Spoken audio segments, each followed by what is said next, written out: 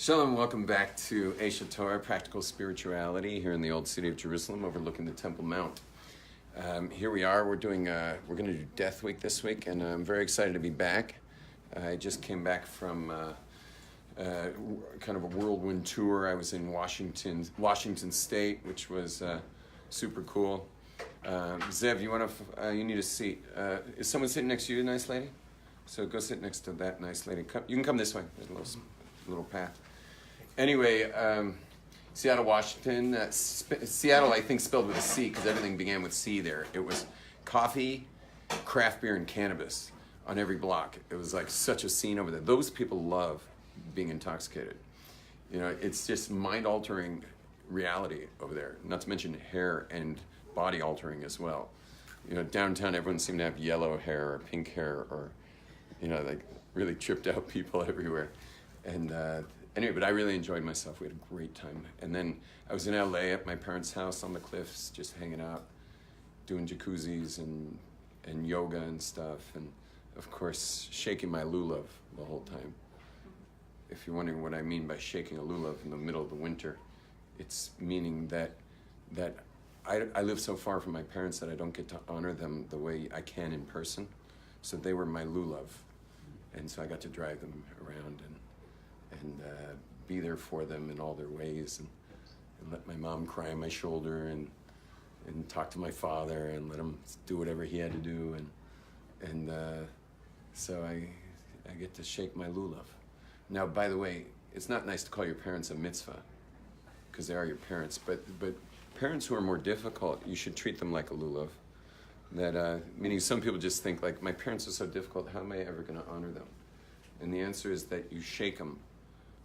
Just shake them, because the lulav that we shake during Sukkot is a mitzvah to shake whether you like it or not. It's just it's cosmic vegetation that we put all together and shake in the different directions. You know, like an ayahuasca shaman shaking leaves and, you know, pushing away evil. So that's what we're doing with our lulavs during Sukkot. And but sometimes you have a mitzvah that you just don't want to do. Like, for example, people who have challenging parents. And then, so when you're in that situation, you just shake them around, you know, do the mitzvah, even though, you know, you don't have to love your lulav to shake it, and you also don't have to love your parents to honor them. So you can actually honor your parents even if it's difficult. So then I was in New York. I ran a Shabbaton for 1,000 Hasidim, which was really, really nice, called Shabbos Kerev Toni. It's a really amazing thing. It's what happens is I run seminars internationally now for 17 years, and my Hasidic graduates started a Shabbaton for adults, where Hasidim actually leave their tribe behind and join their spouses for 3 of the most intense growing days of their lives over Shabbat, and 1,000 of them, 500 couples. And so that's kind of my grandchild. So I've been working with them, and then I led my programs in Muncie, New York, and there's going to be more coming. Please God, I'll be doing English for men at the end of this winter, like a month or two. I'll be doing English for men, and then this winter, midwinter, is going to be Hebrew seminars. I run them in Hebrew, and these are my seminars are based on they're kind of based on the psychedelic experience where you have a full peeling of self until once you've peeled off all the layers, you start to realize that you've been looking at the world through your version of you.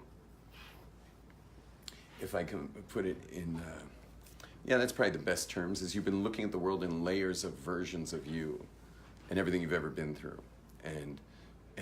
But you're so random, you know? Your story's so random. Like, what if all that stuff didn't happen? Or what if you were the second kid instead of the fifth? Or what if you were born 100 yards over? Like, your story's so random. So why do you got to look at the world based on your story? Like your story. Now, when I say random, I don't mean it wasn't God-given. It was a God-given story for sure. Wherever you were born, it was all from God. But that doesn't mean that you have to look through a lens of your story for the rest of your life. That's what I'm saying is random about it, meaning it really rips you off and takes away the freshness of of experience. True experience does not need any past whatsoever. Driving a car requires a lot of data from the past. Getting down a flight of stairs requires some data from the past. Navigating in business requires some past, but all the other things we're doing don't require all that. And they, like for example, being in this room right now, you need your past for this moment. Anyone need their past from right now? You need that? English. You don't need it. It's not going to help. English, okay, great. So English, you need the data of understanding English, but I think your mind can handle that without much effort. So that's the work I do, is getting us to be present, living in the present, and living present in the present, and without all those filters that rip life away from the experience. And so living pure experience is really raw. It's kind of a little scary, but it's you certainly don't fall asleep during it. It's pretty exciting. You never know what's going to happen next, and it lends itself towards love. You tend to love people because you're just like you're not letting your past in the way of things. You're not letting theirs either. So, however, when someone's acting out, you can kind of say, "Wow, this person's kind of acting out off their data, their past, everything they've been through," which you don't find interesting. And so, I'm not going to take it that seriously that this person's having a conniption right now. I'm just going to kind of be there for them and maybe breathe a little bit and help them relax a little. But I'm not going to get all offended or reactive to it. Okay, enough about that. We're gonna. There's been a request that this week we do Death Week, and I haven't done Death Week in a while. What we do is in Death Week is we discuss life. We discuss life in Death Week.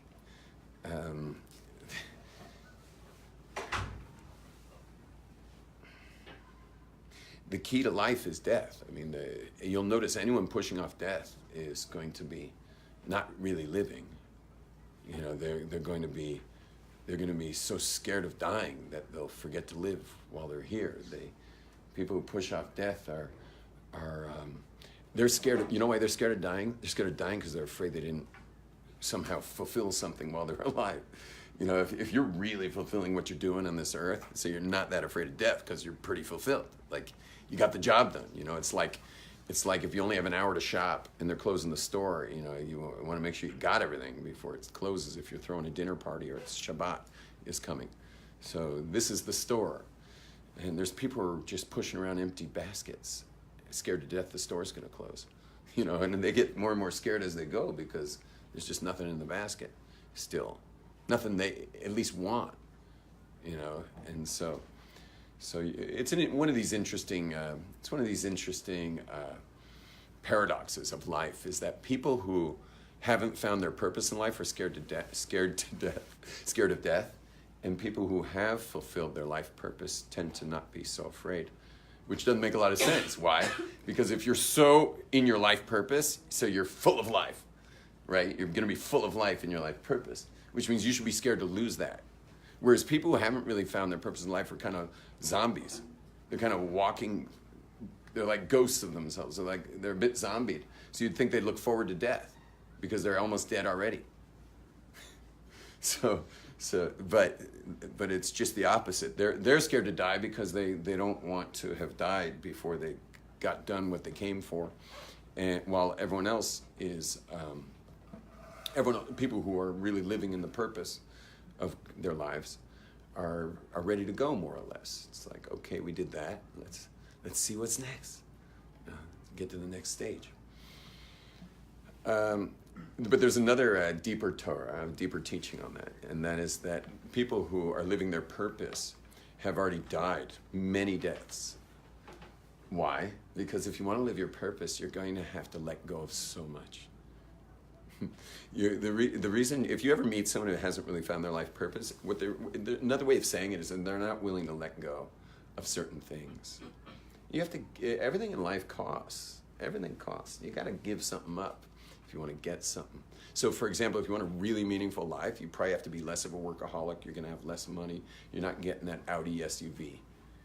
You got to let go of something. If you want to have a deep and meaningful life, you're going to have to let go of some of the money Westerners love, that they want to chase after. So you're going to have to let go of some of that. And a lot of people aren't willing to let go of that, and so they're going to fill up their bank account, but not fill up their souls. But you got to give something up. And one of the major things we got to give up, forgetting money. Money looks like nothing compared to the major things. The major things you have to give up is failure. Failure. You have to give up your ego, because if you want to fulfill anything in this world, you're going to fail so many times. You're going to fail so many times. You want to do something big, you're going to land on your face probably 10 times before you can land on your feet once. If you want to do something that really makes a difference, that makes your life worth living, something that is worth getting out of bed for, you're gonna hit the ground so many times. And well, the good thing is you have history of hitting the ground. You've wiped out a ton of times. Every one of us in this room have failed hundreds of times in a short span, and that was when you were a toddler learning how to stand. And the toddler has no ego. The toddler is living in full balance between soul and body. They live in full balance, soul and body, the toddlers. That's why they're so alive. They're in full soul-body balance. A lot of us, our souls are being obscured by the body. They're being obscured by ego. They're being obscured by so much that the soul doesn't get a chance to express. Whereas the toddler lives a soul-body balance. And they're not afraid of anything. Anything. I mean, you could go drive your motorcycle up to a toddler, throw him on the back, which is called kidnapping, but throw him on the back of your motorcycle and say, hold on, and just go like, down the street and back and forth a bunch of times and put him back at his house. How would you feel right now if someone threw you on the back of a motorcycle and started driving full speed? Panic. The toddlers they have no fear of losing control, because they're just going with wherever you put them. They're happy to go along for the ride. No fear of failure. You stood and fell and stood and fell and stood and fell and stood and fell and stood and fell and stood and fell, and you never ever sensed that you had failed. Ever. There wasn't one moment where you thought you'd failed. There wasn't one moment of a sense that you're a failure. It's soul-body connection. It's pure soul-body balance. And so with the soul and the body in pure balance, so the soul's always got what to say, and it's saying you're doing great. The soul's always doing great. Soul didn't care about falling. That's the body that fell. The soul was just fine, just dusts himself off and keeps moving. And then there was rejection. The other one thing you got to give up. If you want to make a difference in this world, you got to also deal with not only failure, but you're going to have to deal with rejection. Why? Because if you want to make a difference, people aren't going to like it. People are generally playing whack-a-mole. You know the game whack-a-mole? It's in front of supermarkets in America. It's like, I don't know who's supposed to be playing those things, because most people are going to shop, but I guess the kids play it outside, or maybe husbands. But it's just this thing where with holes, and the mole keeps popping out, and you have to hit it with this padded hammer, whack-a-mole. So most people, is there any water here by any chance? I don't know. Great. Cups. Thanks. Is that your personal water? Or? No, because I'll drink the. No. You've been lipping it, or you? Yeah, have a cup. Okay, but you've been lipping it, or? Yeah. I would, from your mouth, I would drink. It's the funny thing is, I have a rule in this class that I don't drink off other people, just because it's such a random group. But you, I trust. I was ready to drink it. I would give you my water if I had it. Yeah, I was ready to drink it. But,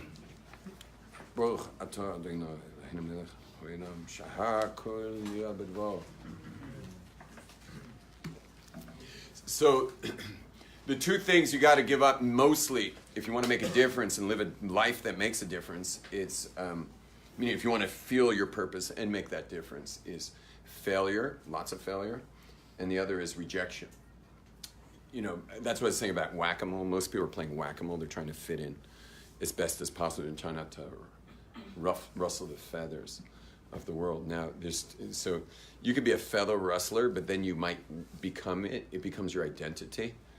That's an example of like when I was like a big hippie in the old days, and I somehow one day realized that while I was teaching, I was giving a teaching with all these people sitting around me, and it's in Santa Barbara. I was living kind of on the cliffs of the California coast, not doing much else except surfing about 6 hours a day, anyway. But I realized that all the people I was teaching were hippies who knew everything I was saying.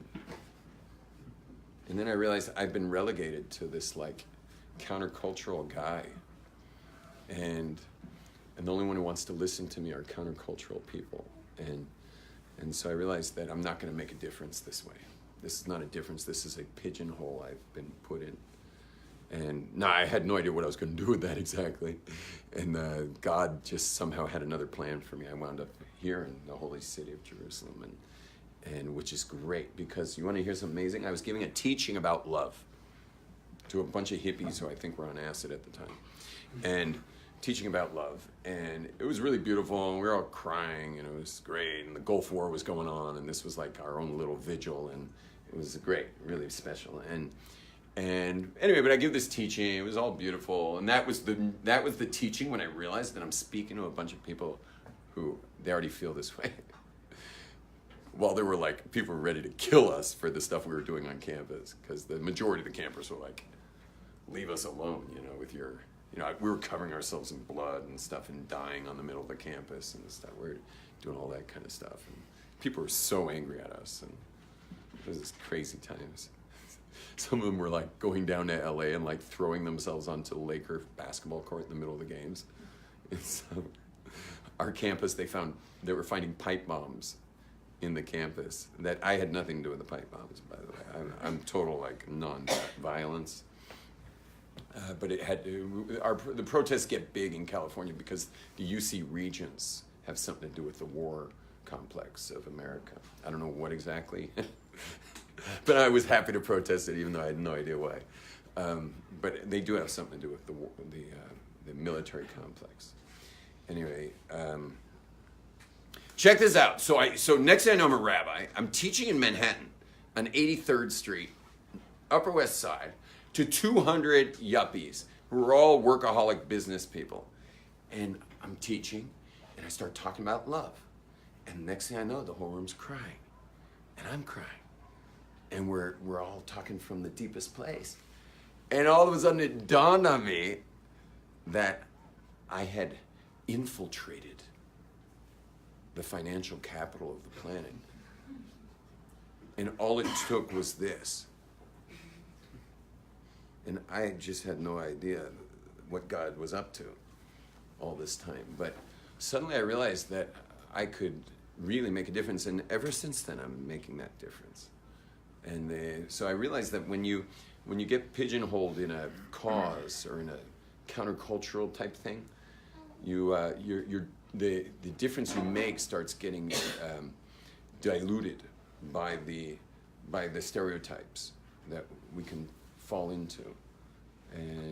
But I found, just as a teacher of Torah and as a rabbi, that I've been able to go into the places where it counts most to make a difference. Now, anyway, so what happens is when you fail and when you get rejected, you die each time. Each time it kills off a bit of the ego. It kills off a bit of you. And I even suggest to everyone in the room that you do something crazy today, publicly. Just do one crazy move, and you're in a good place to do it because you got like all those tourists in this Jewish Quarter Square and Jaffa Gate and stuff. I mean, don't get arrested, but just do something out of the box once in a while so you can burn off some ego. Burn something off a little bit by doing something a little out of the box. I do something out of the box regularly. And at least once a month, once every 2 months, I'll do something super crazy publicly. What? Like what? What kind of stuff will I do?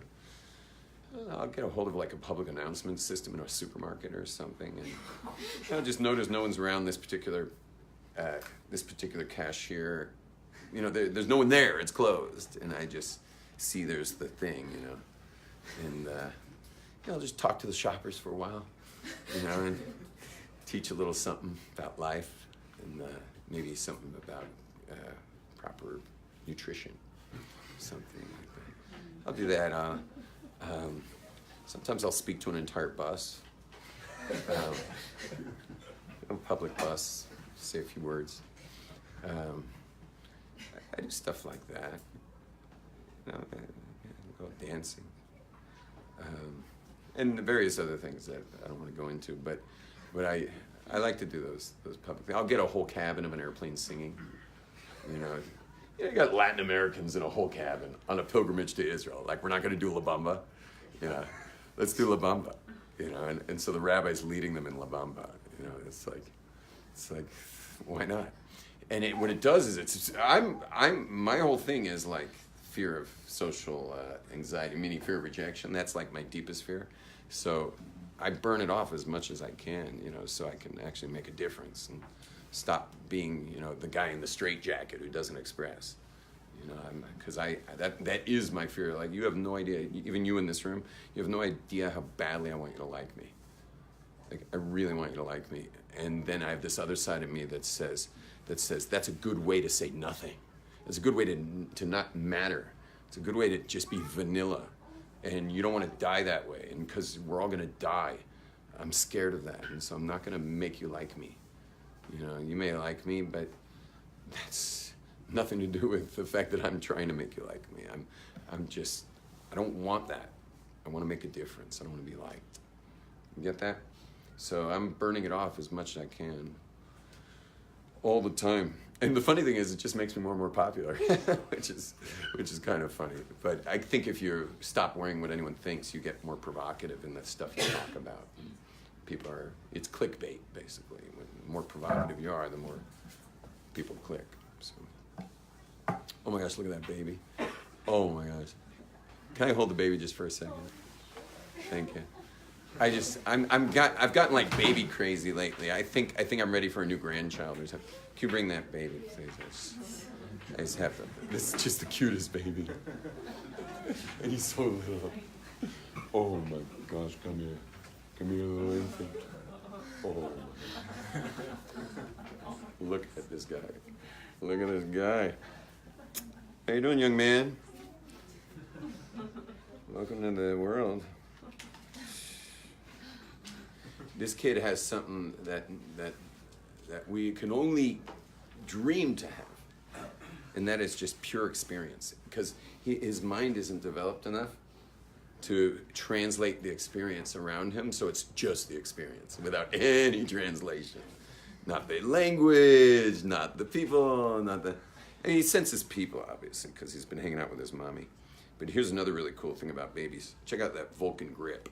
And I'm not going to hang him by one hand, but like, he basically could hang by one hand. So he's got this Vulcan grip. But think about it. This baby's like only just started holding his head up, which he's doing very well. He's a good baby. Yeah. The babies can't even hold their own head up. They have no muscles when they're born. And so, they're most. Is he starting to dribble? His what? His foot's in my pocket. It's cute.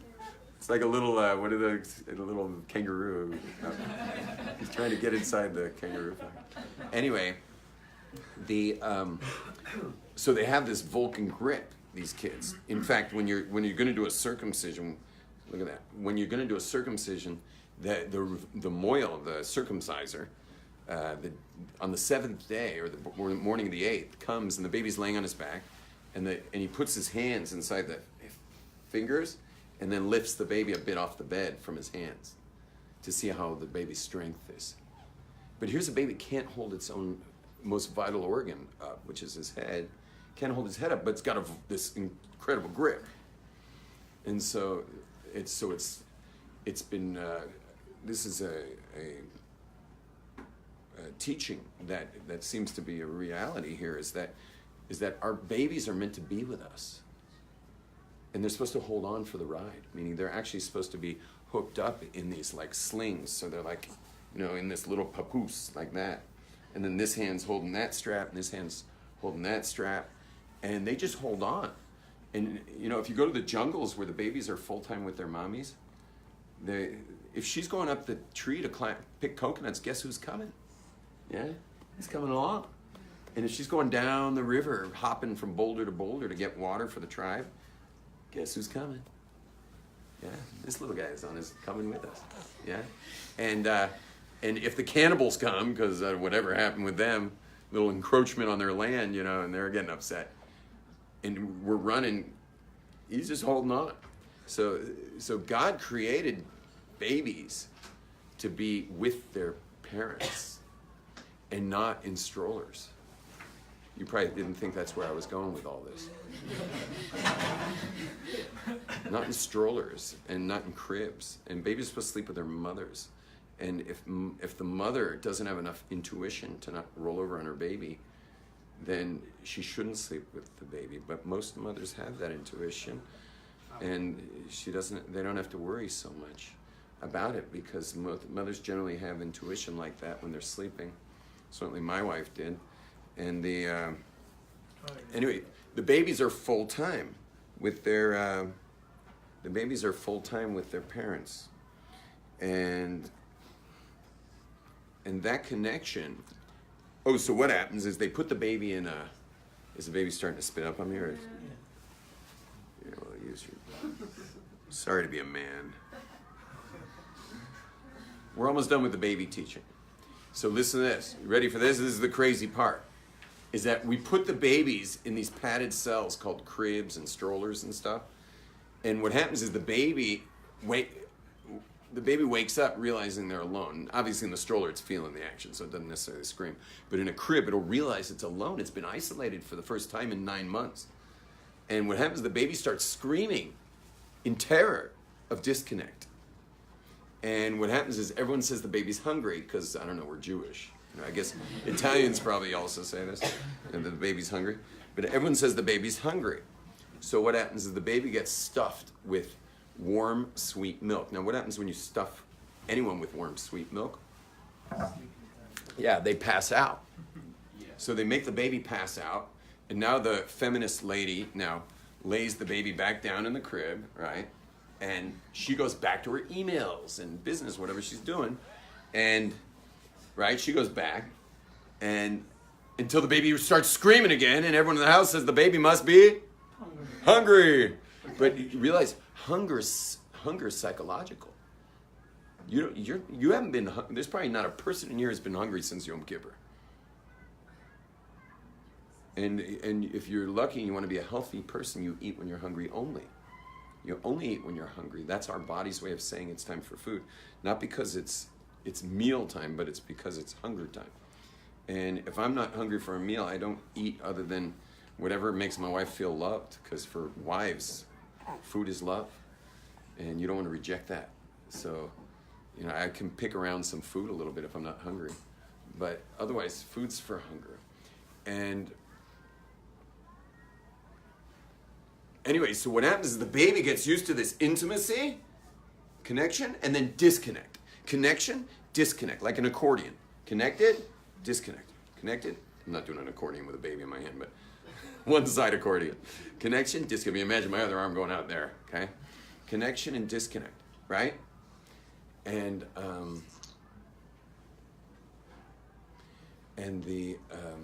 but here's the crazy thing, is look at your adult relationships.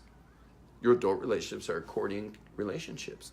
You connect and then you disconnect. You connect and you disconnect. You connect and I love you too.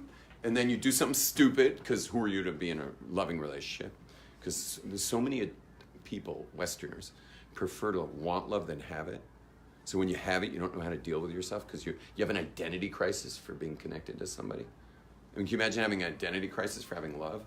I know all of you who are single here like badly want love in your life, but you'll see that when you have it, you'll sabotage it because you've gotten so used to wanting it, you don't know even how to have it. It's an identity crisis to actually be in love. And because you're so used to wanting it, you've become addicted to wanting it. You prefer to want it than have it. And even when you get married and the person's like, you know, here I am, you know, and you're like saying here I am when you get married, but for some reason you become unavailable when things get too close for too long. and you got to somehow separate again. And then you do something stupid, or she does something stupid, and then you disconnect. And then you're like, I can't live without you. I can't live without you. And then you connect, and then I hate you. Disconnect. I can't live without you. And people live in these accordion relationships.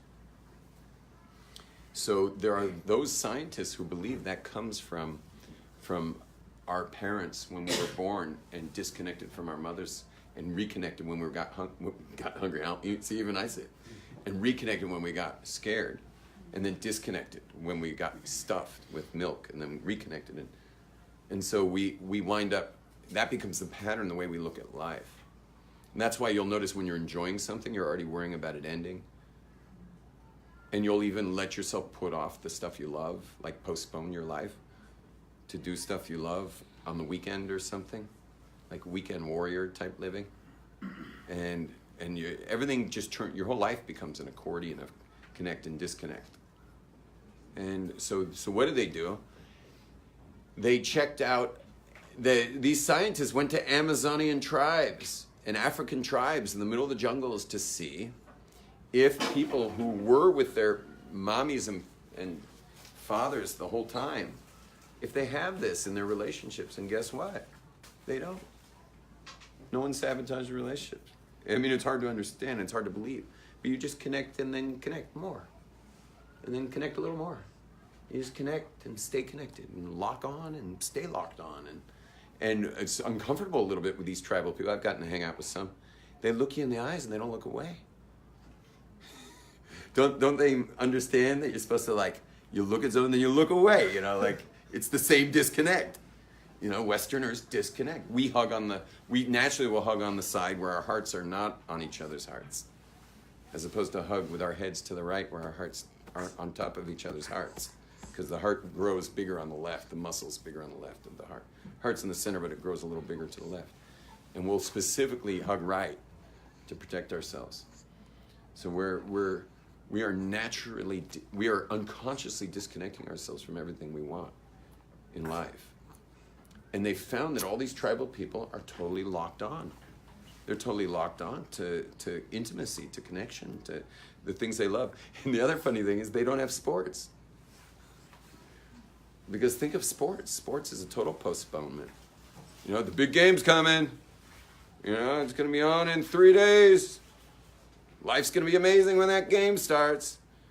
And then, so there's no life till the game starts. And then when the game's on, you're thinking, oh man, it's going to be over. Hey, it's the last quarter of the game. It's going to be ending. And that's just, they don't have that stuff. I'm not saying they don't have fun activities in the jungle. I'm sure they do.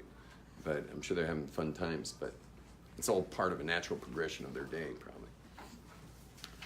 Okay, baby's gone back. You take this. Oh, here comes the mommy to retrieve her child. Yeah, and we'll take your stroller away later.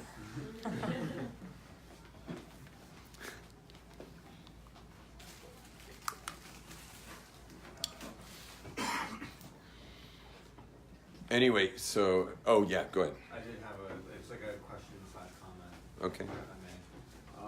Actually relating back to, I think you hit the nail on the dot when we're talking that, saying that the baby is more or less, every experience the baby has, any baby, right, is pretty raw.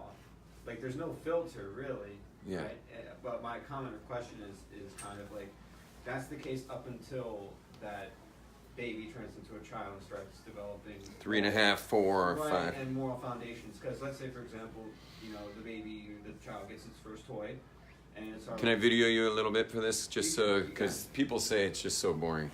Right. When people are asking questions, they're staring at me. Yeah, go. I feel like a movie star. It's cool. Yeah, where is that thing? Oh, here it is. Trying to think. Yeah. Go on.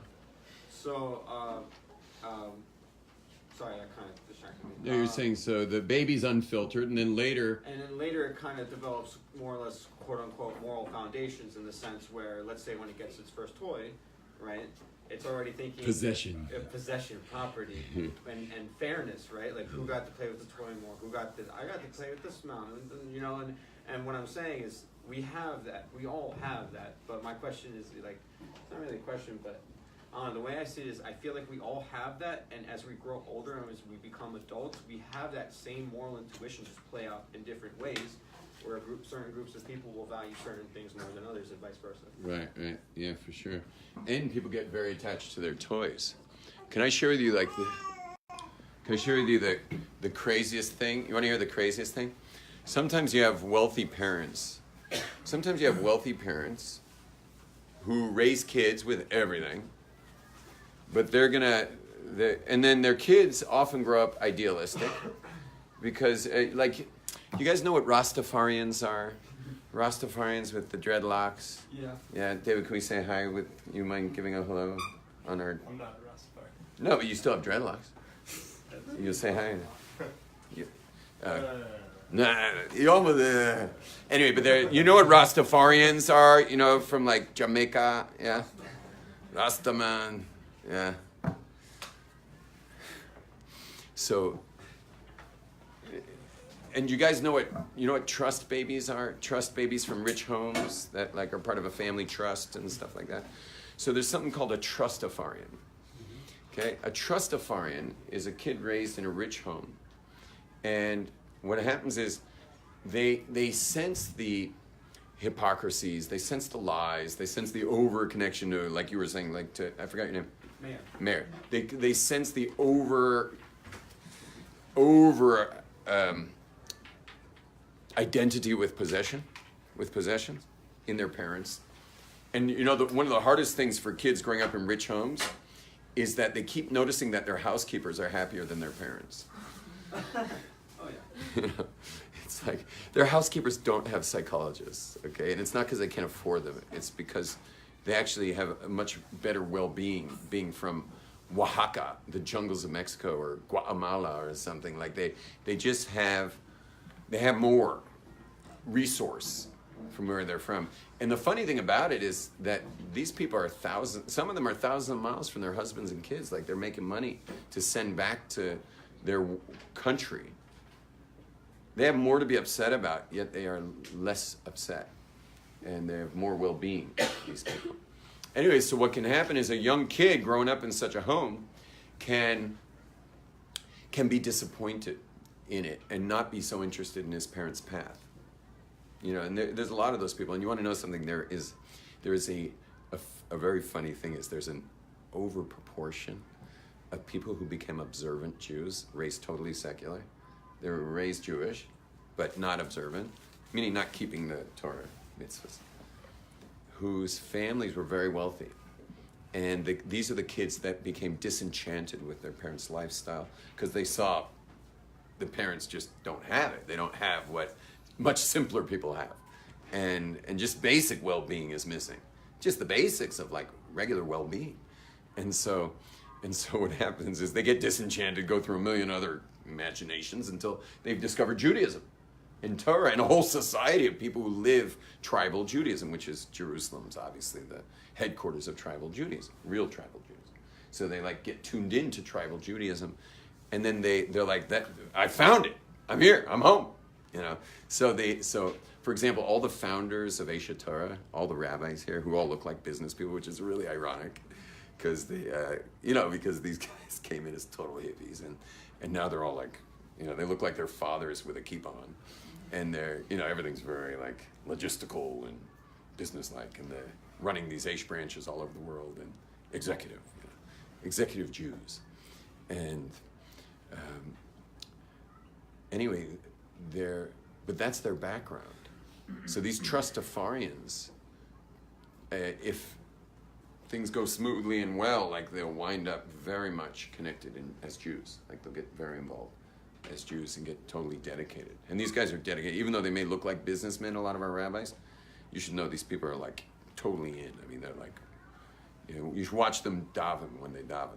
They're like, they make a chassid look like a Gentile. You know, some of these Aish rabbis, the way they pray and stuff. You know, these guys are serious. And why am I talking about Trustafarians?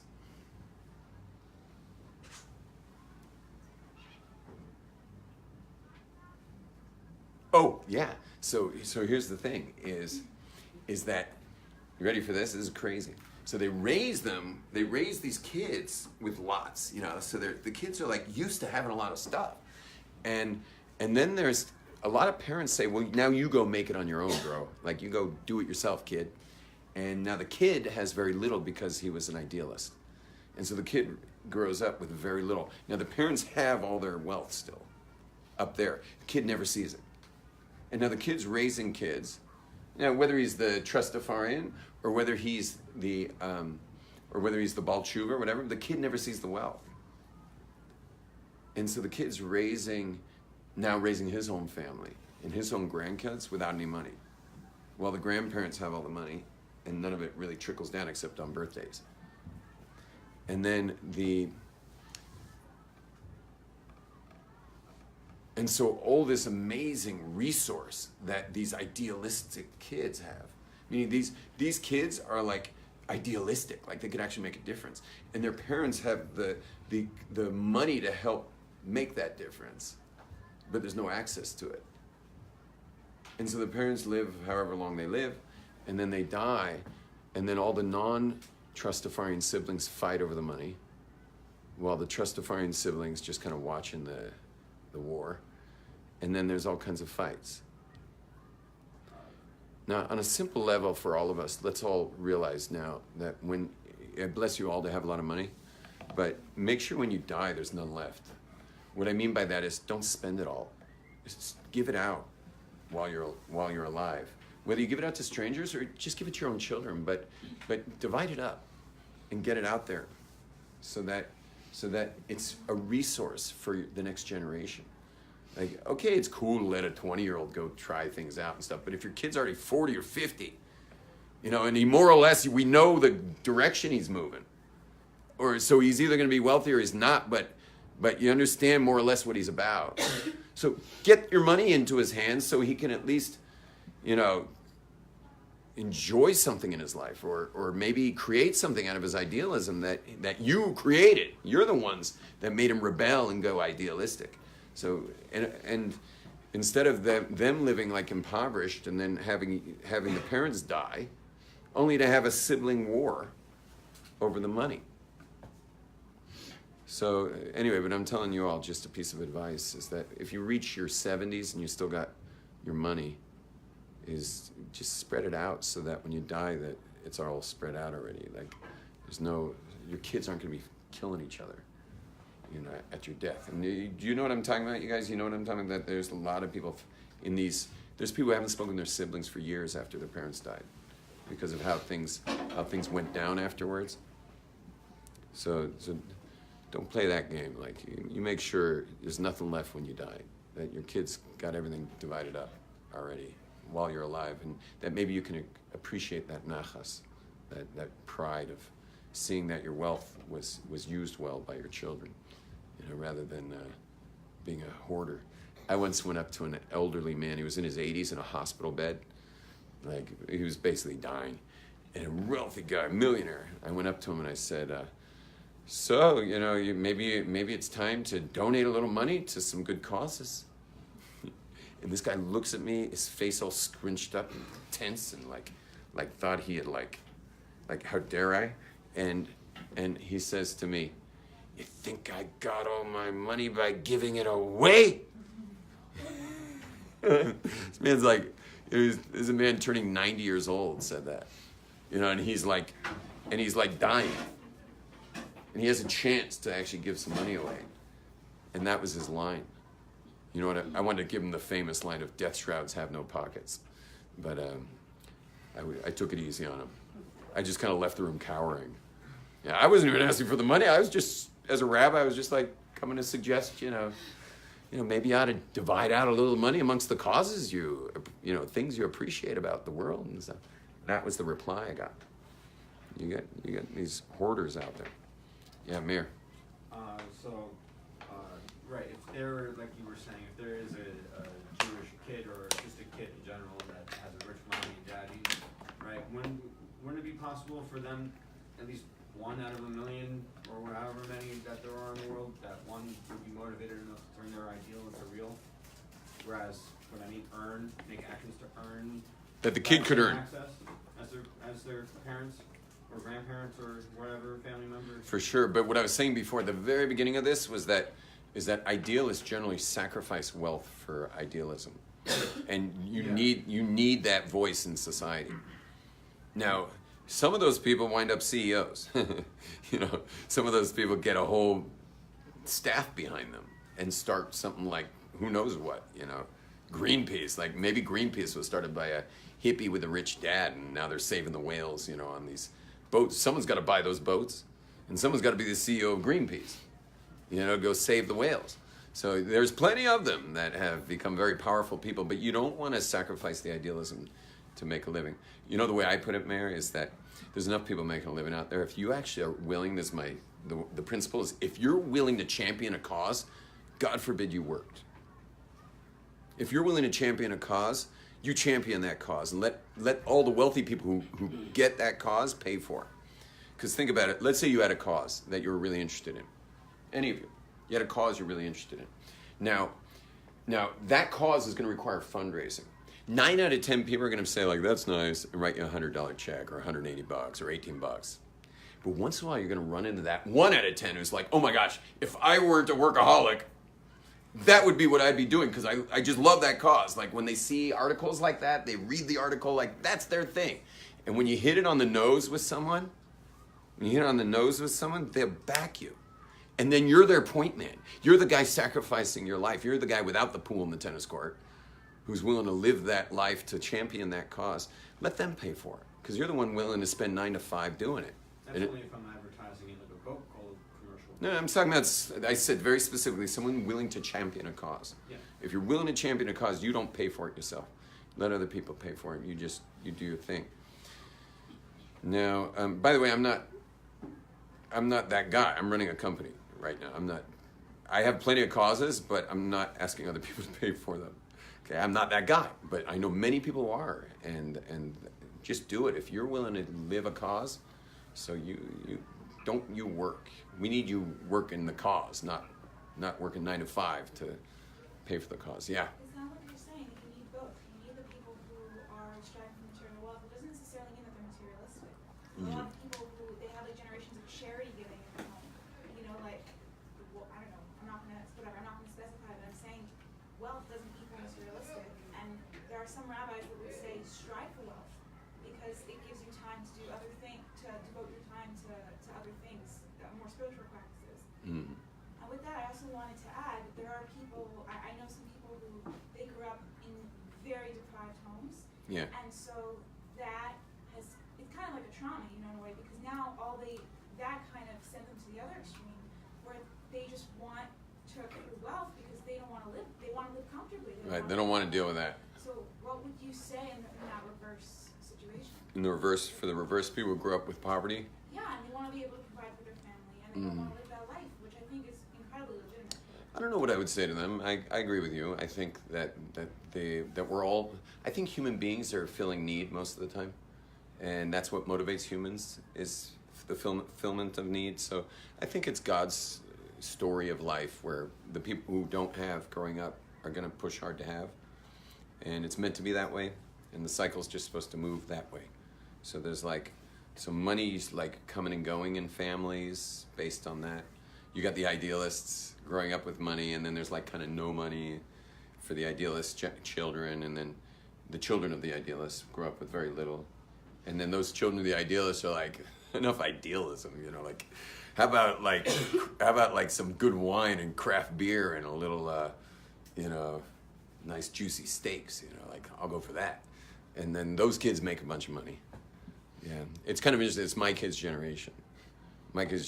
They're all my kids are all, they're spiritual people. They're raised in an extremely spiritual home, but, one's an MBA, one's a stock trader, one's an interior designer, and they're all and they're all they're all very much in the financial world. And so it's exactly that. And I don't have anything to say. They pray 3 times a day. They're connected to Torah and mitzvahs. They're dedicated as Jews, but they're definitely going for something they didn't grow up with. They'd like a little more comfort. little more creature comfort than they're raised with in our Jerusalem idealistic home, which was it was a beautiful home, but it wasn't exactly fancy, So yeah, it's fine. I wouldn't say anything to them. I would just say make sure you keep your spirituality integrated with the material desires for comfort. Yeah, that's what I would say. But there's a whole other thing that I've been saying to all the young men, which is I'm getting from my Jordan Peterson addiction, and that is that any other Jordan Peterson fans in the room? Okay, everyone else start watching Jordan Peterson on YouTube religiously. Okay, Jordan Peterson, write it down. But you should definitely be watching him. But I can't help but share with young men these days the value of working and the men specifically, because women have a built-in purpose, and that built-in ability to have children, to nurture, to they've got that built in, and obviously it's very, very difficult for a woman who never got to do that, but she can do it with other people. I have an aunt like that who's just the most nurturing aunt. I mean, she's not even my aunt. It's funny. We always forget she's not actually our aunt, but she's so nurturing that she took on aunt role. And I never had an aunt like this. I never had an aunt like my mom's second cousin, who never got to have kids. And so she just mothered us like totally, and very fulfilled woman who never had children. But men don't have that. And so anyway, but Jordan Peterson talks a lot about us being able to move our bag of bones around enough that people will actually pay us for it. And it gives us meaning that, like, hey, this bag of bones doesn't just need to hurl itself off a bridge in meaninglessness, but this bag of bones can move in such a way that someone would pay me for that skill, and that a skill that I developed. And then I bring home the bagels, and my wife feels supported, and she feels cared for and secure, and that leads a woman to feel there's a man in her life, and so which makes for a good marriage. So I've very much been talking a lot about that. So I'm a big pro work person, although I do believe every Jewish man who gets married should learn at least a year, and if he's a good learner, he should learn 3 years. And if he'd like to actually take a position as a rabbi one day, he should probably learn 5, maybe a little more years, and then go be a rabbi somewhere. But it's like that's the way to go, for sure. I mean, there's a rare occasion there's a guy who's such a genius that should be learning full time. But that's one of the proofs how meaningful Torah is. Because Jordan Peterson's saying, move your bag of bones, go make some money with that bag of bones, and you'll have some meaning. There are actually, I know tons of people who learn full-time in Kollel for years and years and years. That's all they do is learn. And their wives have full respect for them, which, according to all understanding of male-female, that should be impossible. A man who doesn't make a living, a real living, and support his home should be losing all respect of his wife, and therefore all attraction, because respect and attraction go together in marriage. And yet you'll see, and I notice myself included, that if I come down from the shul upstairs from my house, from learning, like, I don't know, she like adds an extra piece of meat on my plate or something. She's like this, like, wow, my husband's learning Torah, like, it's just total respect. And not only that, men who don't work generally are the ones hurling themselves off the bridge, meaning they lack purpose for their being, for their existence. But if they're working and making a difference with their bodies, they generally don't hurl themselves off bridges. But I'll notice men who do dedicate themselves to Torah, who are learning Torah full time, have very meaningful lives. It shows you the power of Torah. Because think about it, Torah is the meaning of life. Torah is like the ultimate meaning. And it proves itself in the fact that a person who studies Torah is not suicidal ever. Someone who studies Torah full time is not ever going to be on your tabloids of a suicide. Their life's very meaningful. And they may be the poorest guy. They may have their wife earning the living while they're learning Torah full time. And the wife's working.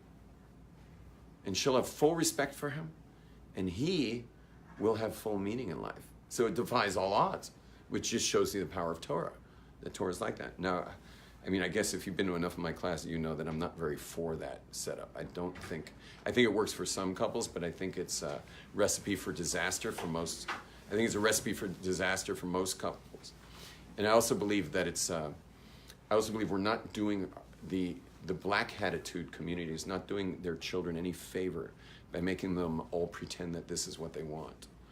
I believe that it's a disservice to young people to be having every girl say, you know, when I speak to a girl who's looking to get married and she's like coming for advice, or maybe she wants me to introduce them to some guy, so she'll say something like, I want a guy who will learn full time and I will work and support him. Now, how long do you think it takes me to change her mind on that? An hour, a half hour, a minute, or a minute and a half? 30 seconds. Give it a minute and a half. A minute and a half, she's like, well, I guess you're right. You know? And so now what do you want? Why is every single girl saying that who's leaving the seminaries? Like, are we helping anybody here? Who's in charge of this generation that's making people say things that will make them unhappy and disrespect their husbands and not be attracted to them? So now, again, remember what I just said like literally 2 minutes ago about men learning Torah? So like, how do you hold that? And the answer is that we all got to do what's appropriate for us. And maybe the more appropriate thing a girl should be looking for is her soulmate. Like, wouldn't that be better? Like someone who's good for her? Like, how about someone who's good for me? Maybe that would be better. Rather than platitudes from rabbis and rebbitzins from seminaries.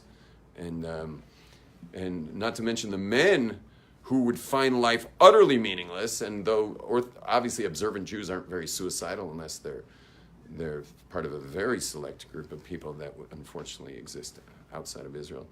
I'm not going to mention neighborhoods, but observant Jewish men are generally not the suicidal ones, and meaning they have meaningful lives, but nobody wants to be that guy. It's very rare to have a man who wants to be that guy, being supported by his wife while he learns Torah. They exist. I learned 5 years straight. And my wife wasn't working either, because she's also from a trustafarian background. So we're both just two idealists living in 2 rooms for 7 years, which was just the sweetest time of my life. It was such a beautiful time. And we actually at one point we had 4 kids living in a twin bed, all feet together, and they were in our bedroom. So we had an accordion partition between us and the kids, and then there was a front room that had just enough room for my wife and I, the 4 kids, and about 10 guests, if they all sat all over each other. Is it after 4? I don't even know. My dream didn't come true. Whenever my dream, you finished at 4:09. Wait, can I just touch my guitar for a second? You're the only one who ever It's his plays. guitar. I play it every day. What's up with that? I never get to You play can stay for this the thing. concert, right? Of course. Any- Bring it. Give it to Mayor. Let's do it. Rabbi Glazer.